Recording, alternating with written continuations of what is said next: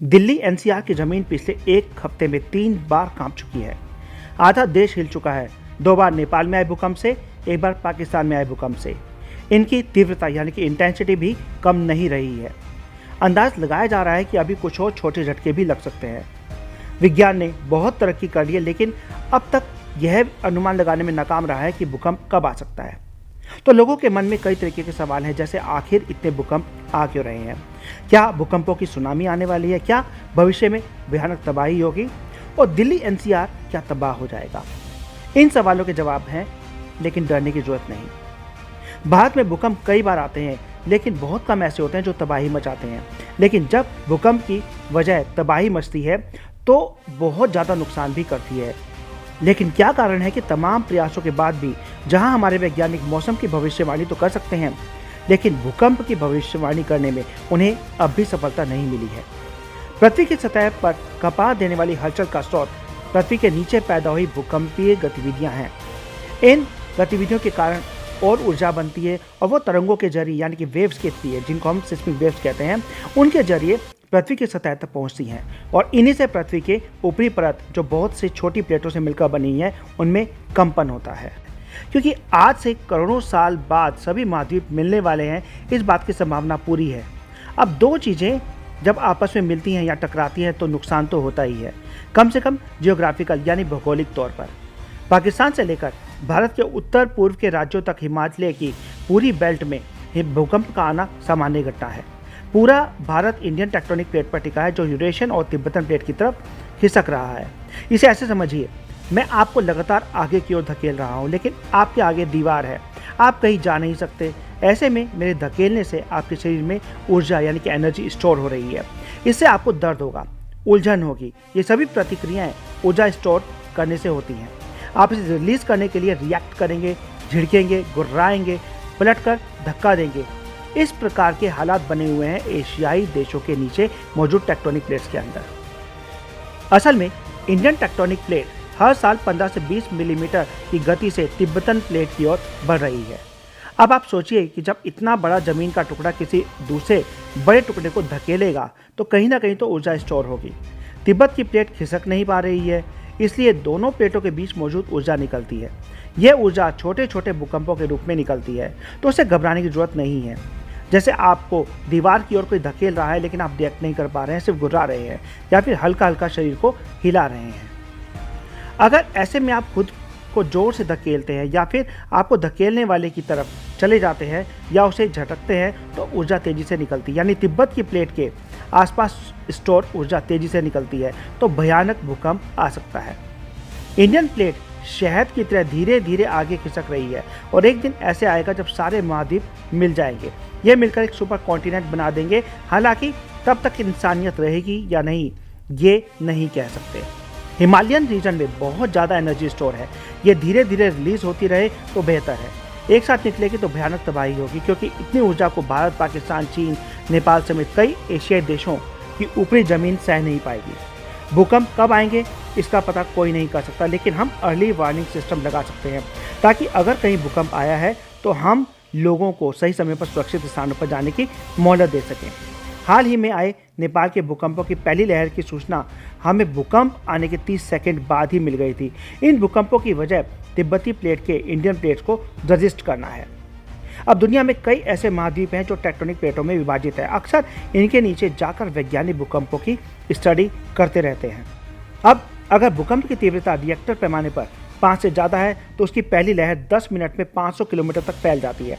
यानी दिल्ली में भूकंप का केंद्र बनता है तो लखनऊ तक भूकंप की पहली लहर 10 मिनट में पहुंच जाएगी।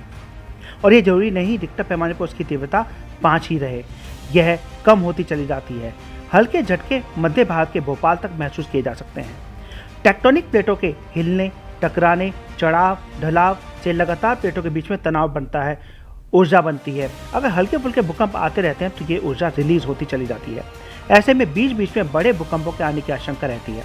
अगर ऊर्जा का दबाव ज़्यादा हो जाता है और यह एक साथ तेजी से निकलने का प्रयास करती है तो भयानक भूकंप आ सकते हैं। दिल्ली एनसीआर भूकंप के 5वें और चौथे जोन में है। यहाँ के लोगों को सतर्क रहने की जरूरत है, क्योंकि हम भूकंप को ना रोक सकते हैं ना टाल सकते हैं। इसे जरूरी है कि दिल्ली, एनसीआर सहित पूरे देश में भूकंप से संबंधित अर्ली वार्निंग सिस्टम लगाए जाएं। पाकिस्तान के हिंदू कुश में भूकंप आता है तो हमें 5 मिनट बाद पता चलता है कि भूकंप आया है, यानी एक लहर आती है। अगर हमारे पास एक सिग्नल आता है कि भूकंप आ गया है, इस इलाके को यह इतनी देर में हिला देगा, तो इसे कहते हैं अर्ली वार्निंग। हम इसके जरिए लोगों को बचा सकते हैं। उत्तराखंड में हमने ऐसा पहला सिस्टम लॉन्च किया है और सरकार ऐसे सिस्टम लगाने का पूरी तरीके से प्रयास कर रही है। कई बार तो ये टेक्टोनिक प्लेट्स के ऊपरी हिस्से जमीन पर भी दिखाई देते हैं और ये बड़ी बड़ी घाटियों का निर्माण तक कर देते हैं। भारत में इस साल जनवरी से अब तक 948 बार भूकंप आए हैं। 240 बार रिक्टर पैमाने पर 4 की तीव्रता से ऊपर के भूकंप थे, यानी इतनी बार लोगों को धरती के कांपने का पता चला। नेशनल सेंटर फॉर सिस्मोलॉजी के मुताबिक इस साल उनके पास मौजूद 152 स्टेशनों से 1090 बार भूकंप आने की जानकारी मिली, लेकिन सिर्फ 948 बार ऐसे भूकंप रिकॉर्ड हुए जो भारत और उसके आसपास के एशियाई देशों में पैदा हुए। जनवरी से सितंबर तक यानी 9 महीने में 948 भूकंप, यानी हर महीने करीब 105 से ज़्यादा भूकंप के झटके आए। 4 तीव्रता के नीचे के भूकंपों का पता नहीं चलता। जिन भूकंपों की कंपकपी महसूस होती है वो 4 से ऊपर के होते हैं, यानी 4 से लेकर 6 या 7 या 8 या उससे ऊपर। जितना ज़्यादा सबडक्शन जोन में उथल पुथल होती है, उतना ज़्यादा ही भूकंप आने का खतरा रहता है। 5वें जोन में दिल्ली के कुल भूखंड का 11% हिस्सा आता है, 4th जोन में 18% और तीसरे और 2nd जोन में 30%। सबसे ज़्यादा खतरा 4th जोन और 5th जोन वाले इलाके का है। एक ही राज्य के अलग अलग इलाके कई जोन में आ सकते हैं। सबसे खतरनाक जोन है 5th जोन। इस जोन में जम्मू और कश्मीर का हिस्सा यानी कश्मीर घाटी, हिमाचल प्रदेश का पश्चिमी हिस्सा, उत्तराखंड का पूर्वी हिस्सा, गुजरात में कच्छ का रण, उत्तरी बिहार का हिस्सा, भारत के सभी पूर्वोत्तर राज्य, अंडमान और निकोबार द्वीप समूह शामिल हैं।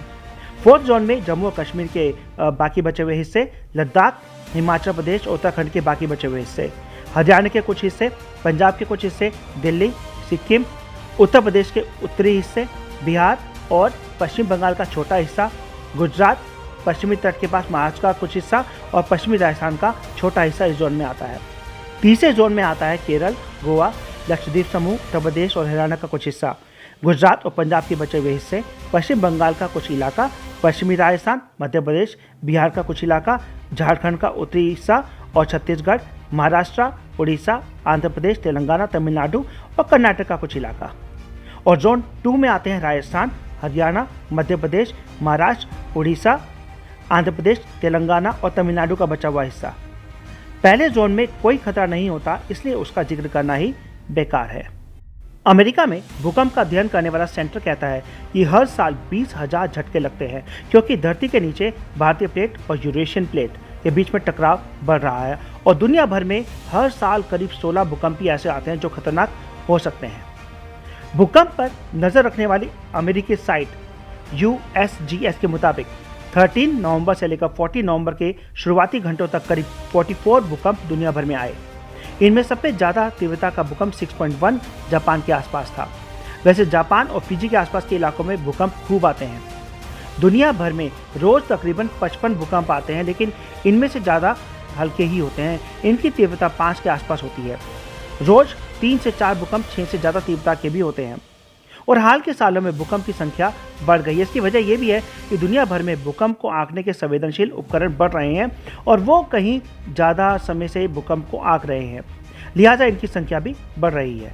अमेरिका का the national earthquake information centre पूरी दुनिया में हर साल 20,000 भूकंप की गणना कर रहा है। भूकंप के रिकॉर्ड वर्ष 1900 से अपडेट किए जा रहे हैं और ये बताते हैं कि हर साल दुनिया भर में एवरेज 16 बड़े भूकंप आते हैं। इनमें 15 ऐसे होते हैं जो रिक्टर स्केल पर 7 तीव्रता के होते हैं, तो 1, 8 या उससे ज़्यादा तीव्रता का। पिछले 40 साल के रिकॉर्ड ये भी बताते हैं कि ज़्यादा देर तक टिकने वाले भूकंप बड़े हैं। साल 2010 में 23 बड़े भूकंप आए थे। अमेरिका में वर्ष 2020 में जनवरी में एक के बाद एक आए 2 भूकंपों के झटकों के बाद से बर्कले की भूकंप विज्ञान प्रयोगशाला यानी कि सिस्मोलॉजी लैब की ओर से कहा गया था कि इस तरीके के छोटे छोटे झटकों के आधार पर पुख्ता तौर पर यह नहीं कहा जा सकता कि कोई बड़ा झटका आने वाला है।